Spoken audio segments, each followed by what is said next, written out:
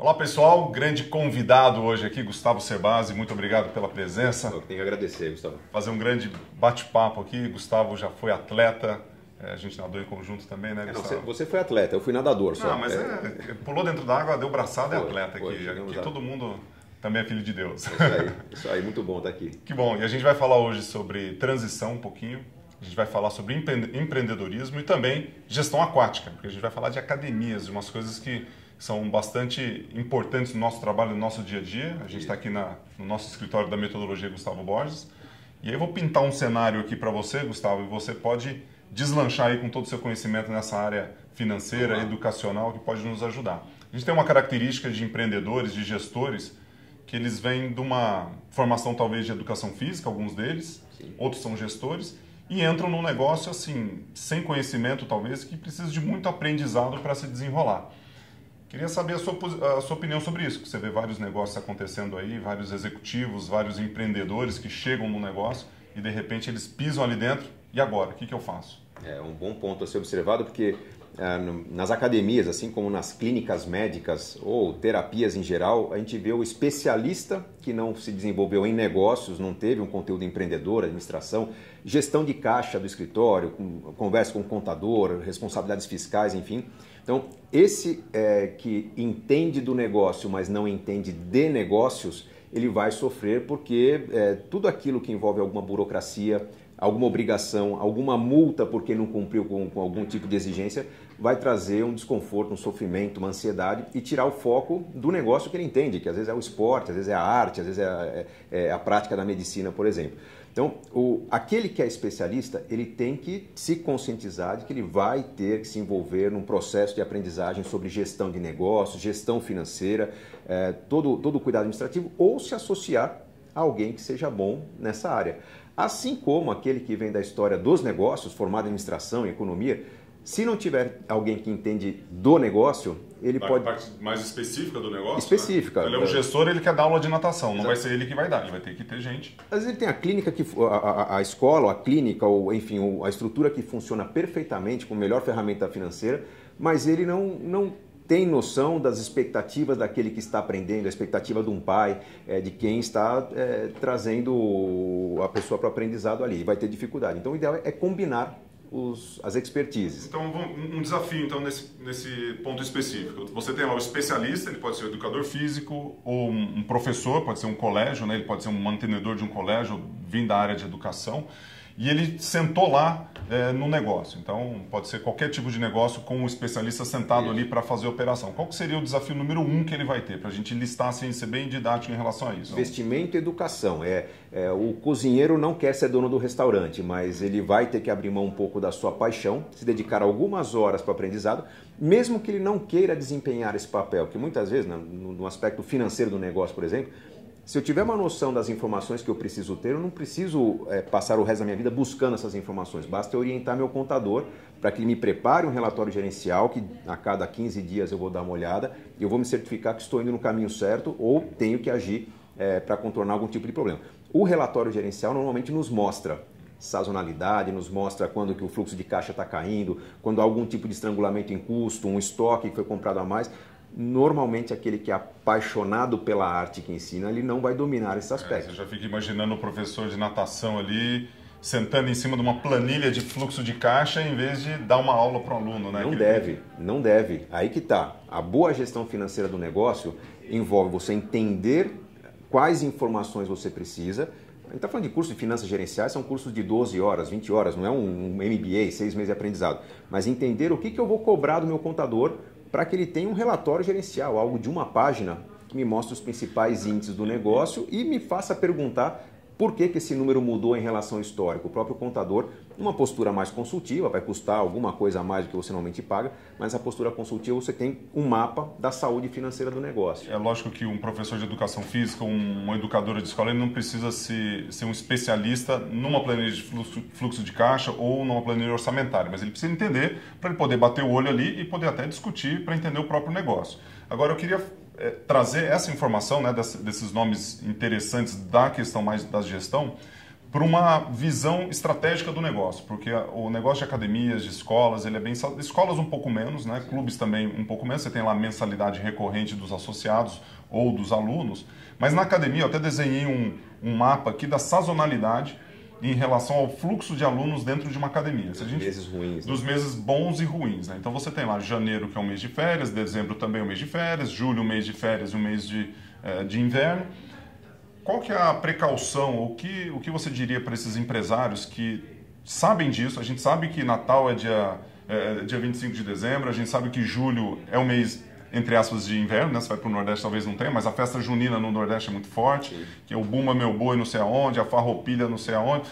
A gente tem as características culturais, isso já está determinado para a gente, né? O que fazer com essa informação? Como se planejar para isso? Bom, são dois cuidados. Vamos olhar o aspecto financeiro, que é eu sabendo que meu fluxo de caixa oscila, eu tenho que me preparar para os meses ruins. Então, duas formas de se preparar são ter uma boa reserva de emergência, então não me encantar com o caixa que eu tenho, entender que parte desse caixa será utilizado naquele mês de menor procura, ao mesmo tempo em que quanto menor o meu custo fixo, ou quanto mais flexibilidade tem no custo fixo, melhor eu vou lidar com os meses ruins. Então, se eu tenho uma estrutura que é um pouco mais barata, que é compartilhada, que no baixo uso eu consigo sublocar para alguém, por exemplo, eu estou eliminando aquele compromisso de pagar e eu posso absorver tranquilamente uma queda no meu faturamento. Essa é a leitura financeira. Tem a leitura comercial também, que é eu me desdobrar em criatividade para tentar criar situações que despertem o interesse do público para o meu negócio. Então, nós estamos falando de prática esportiva, por que não tentar desenvolver uma tradição de participar, seja uma travessia, ou seja uma gincana, né? De repente a piscina não se viabiliza por causa do frio, mas uma gincana ligada a... Buscar alternativas, né, de negócio. Que de repente esteja no jornal do bairro, que de repente seja falada, que eu me vincule com colégios, que faça aquele barulho necessário para despertar a atenção da atividade que se presta para a sociedade ali.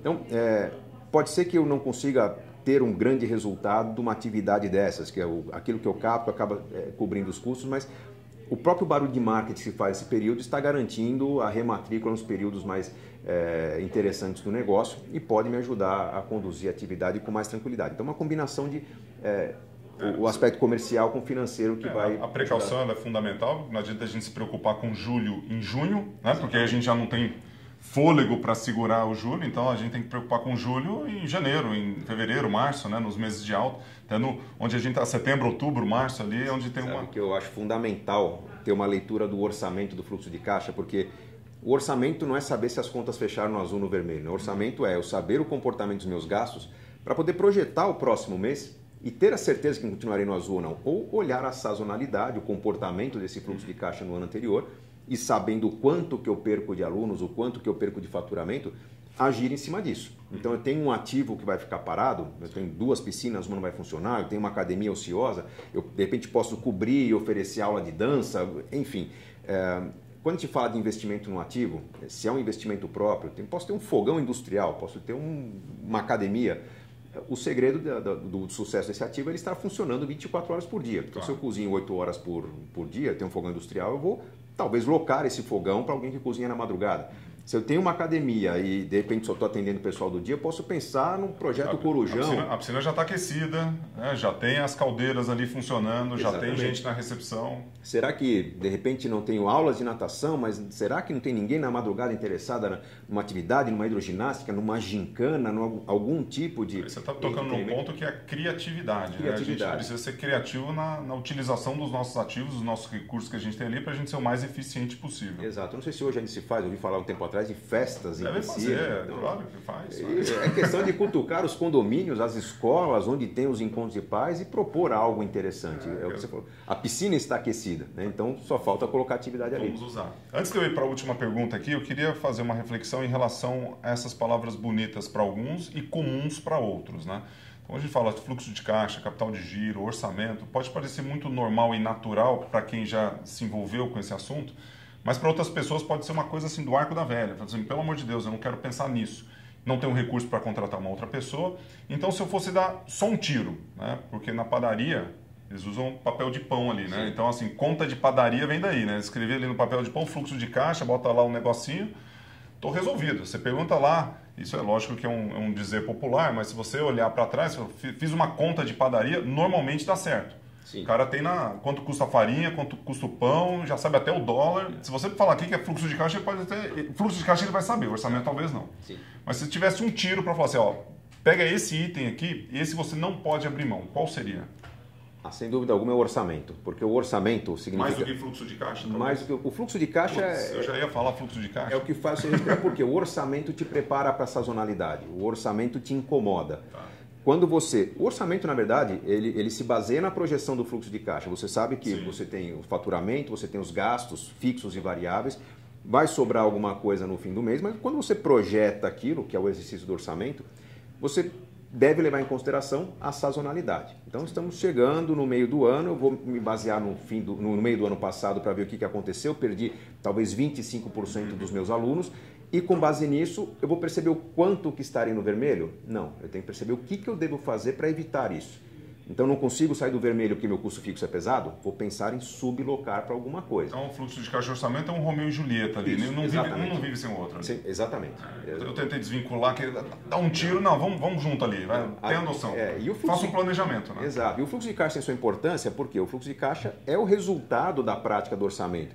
E é importantíssimo perceber que o fluxo de caixa me mostra a evolução da geração de caixa na empresa diante de mudanças de estratégia. Pode ser que de forma muito acertada, uma campanha bem sucedida, um convênio que eu firmei com alguma escola, com alguma entidade, enfim, de repente eu tenho um aumento no número de alunos.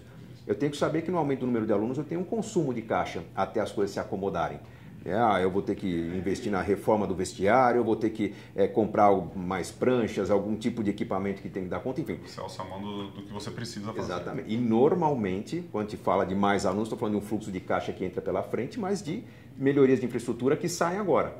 Então eu tenho que entender que melhorias contínuas vão consumir meu caixa e podem me colocar numa situação de saldo negativo.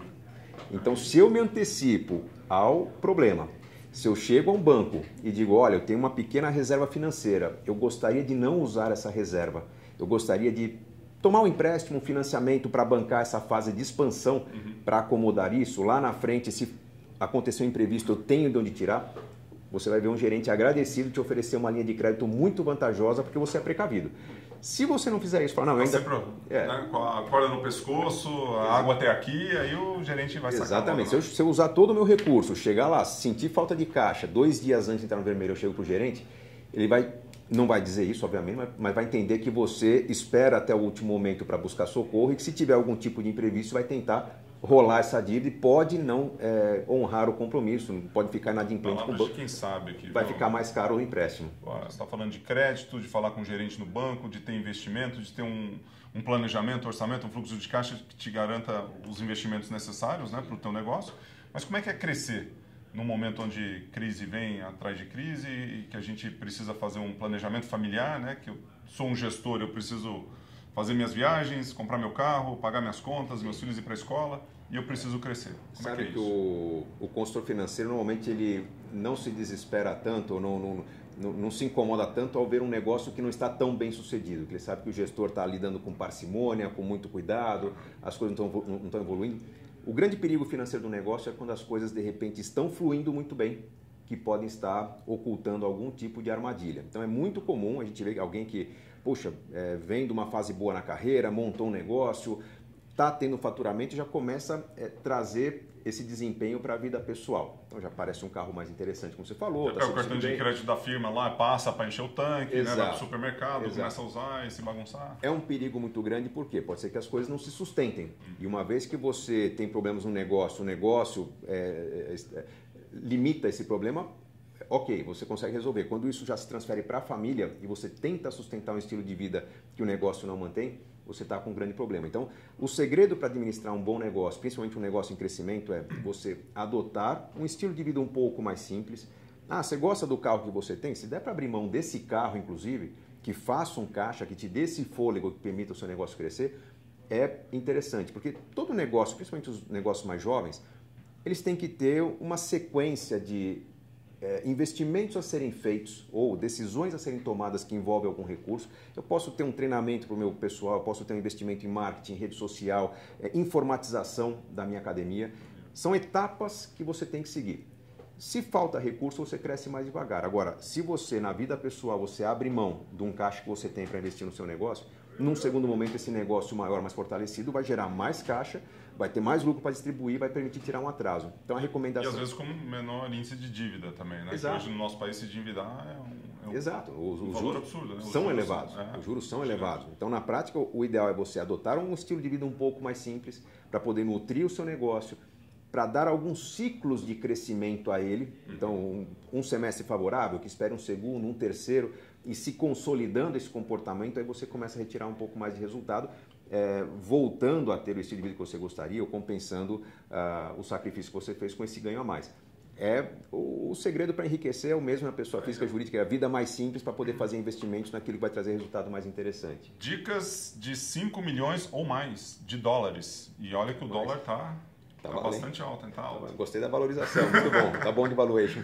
Gustavo, obrigado. Muito obrigado. Grande prazer ter você aqui com a gente. Prazer, e a todos vocês aí. Espero que tenham aproveitado aqui. Gustavo Cerbasi. Que tenha muito sucesso ao colocar em prática. Nossa, um abraço. Que legal.